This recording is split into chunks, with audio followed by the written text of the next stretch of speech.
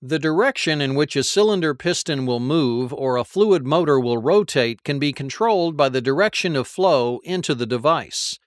A cylinder is said to reciprocate if its piston travels back and forth, being reversed automatically at each end of its stroke without human operator attention.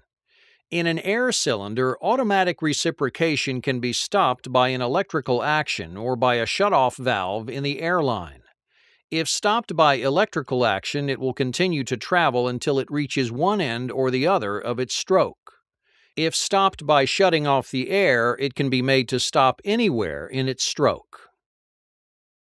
Fluid valves are typically described as being either in the open or closed position. As described, the open position allows the flow of fluid, while the closed position prevents flow. The normal position of the valve is defined as the position of the valve when its spool is unshifted and the power is off. This means that any mechanical actuators, such as springs, are in their non-actuated positions. Electrical actuators, such as solenoids, are powered off. The normal position can sometimes be referred to as the unshifted, de-energized, or unactuated position. Valves that do not have mechanical or electrical actuators do not have a normal position because they must be manually moved. When shifted, they remain in that state until manually shifted to another position. The terms normally opened and normally closed are used to describe the condition of a valve when it is in the normal position. For this valve, the normal position allows unrestricted fluid flow through the open ports. Therefore, this valve is a normally open valve. As with fluid valves, electrical switches also have a normal state. In this case, the limit switch is operated by the movement of the cylinder rod. When the cylinder rod extends, it moves a cam which makes contact with a lever that actuates the appropriate switch.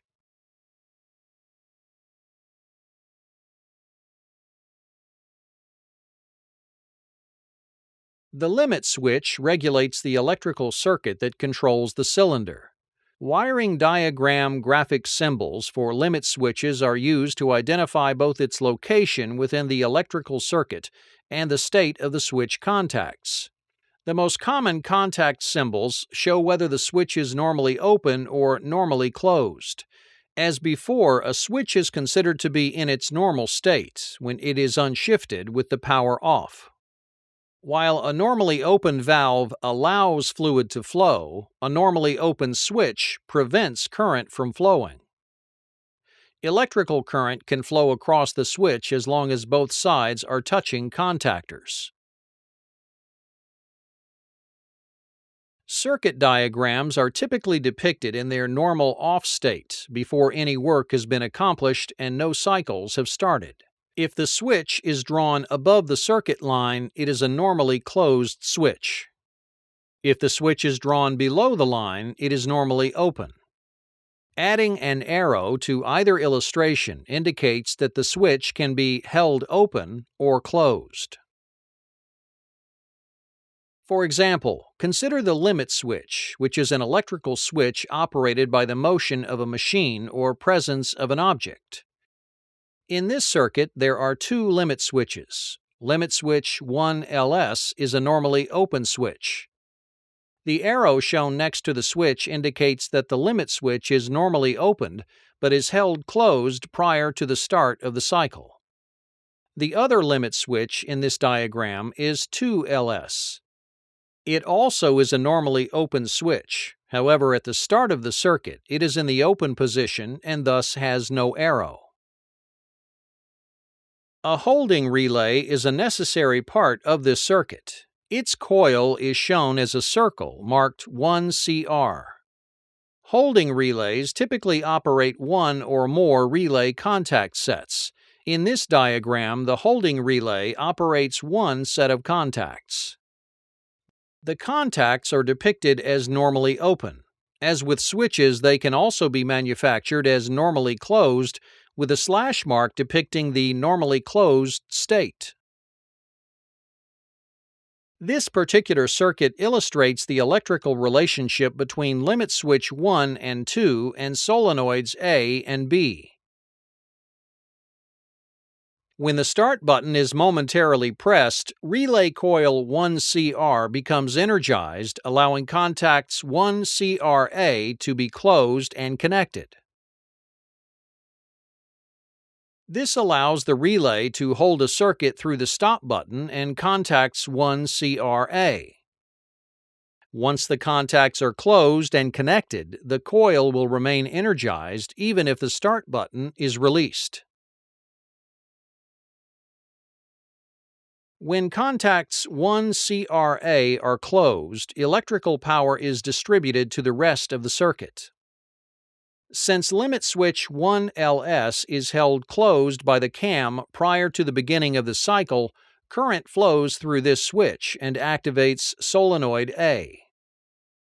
Since limit switch 2LS is open prior to the beginning of the cycle, current cannot flow, and thus solenoid B remains de-energized.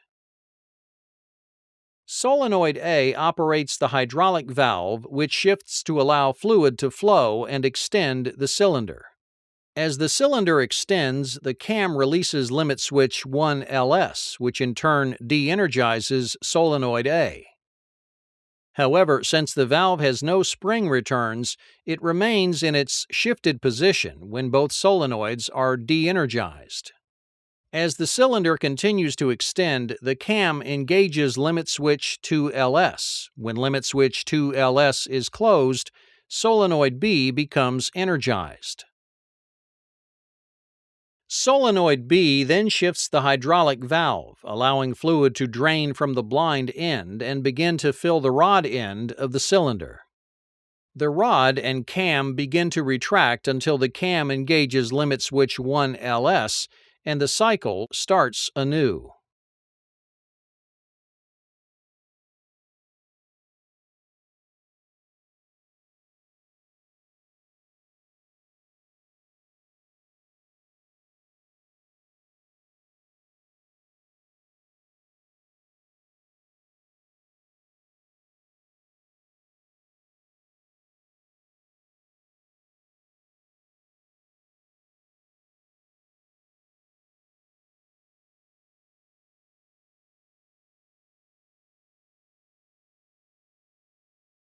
When the stop button is pressed, the relay coil becomes de-energized and relay contacts 1CRA open, disconnecting the circuit. This removes current from the entire circuit and de-energizes both solenoids. With both solenoids de-energized, the hydraulic valve remains in its current position and the cylinder will continue to travel in its current direction until it reaches the end of its stroke. Since there is no power to the limit switches to engage the solenoids of the valve, the cylinder remains in its current position. Depending upon when the stop button is pushed, the cylinder may stop in either its extended or retracted position. Understanding how electrical circuits impact fluid machine components can help designers and technicians develop the most effective systems for each unique requirement.